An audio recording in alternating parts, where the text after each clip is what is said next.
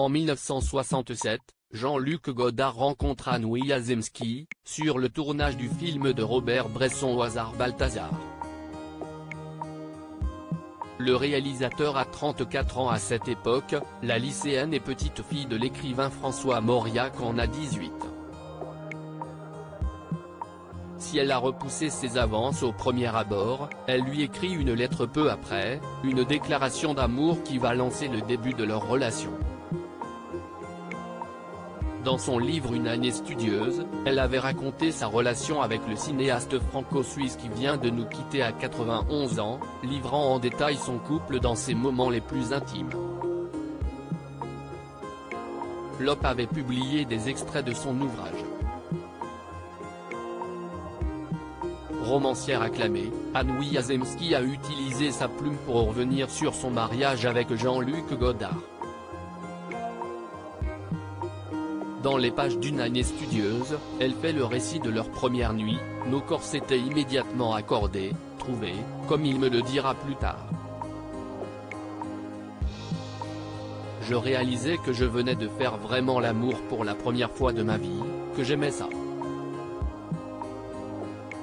Un monde de plaisir s'ouvrait devant moi, grâce à cet homme qui m'aimait et que j'aimais.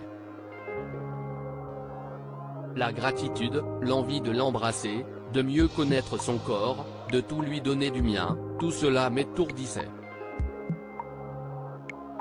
Mais si l'idylle est puissante, elle est aussi controversée. À cette époque, Anouilh Azemski est mineure et de nombreuses années séparent les amoureux. Sa mère Claire Mauriac n'est pas enchantée par leur couple, appelant le compagnon de sa fille Monsieur.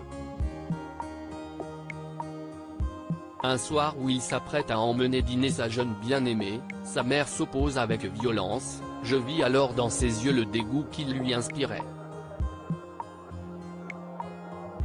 Un dégoût radical et définitif. Même lui serrer la main lui demanda un effort. Se sentant humiliée d'être traitée comme une fillette, elle retient la réaction du cinéaste, choisissant l'humour. Si est compliqué d'aimer une mineure, ta mère finira par s'y faire. Leur romance se poursuivra par un mariage en petit comité en 1967 à Benien en Suisse. Cependant, les événements de mai 1968 transforment l'homme qui l'a dirigé dans la chinoise en jeune révolutionnaire. Profondément marqué par le changement que connaît la France à cette époque, Jean-Luc Godard a du mal à concilier sa pensée et ses relations avec les autres.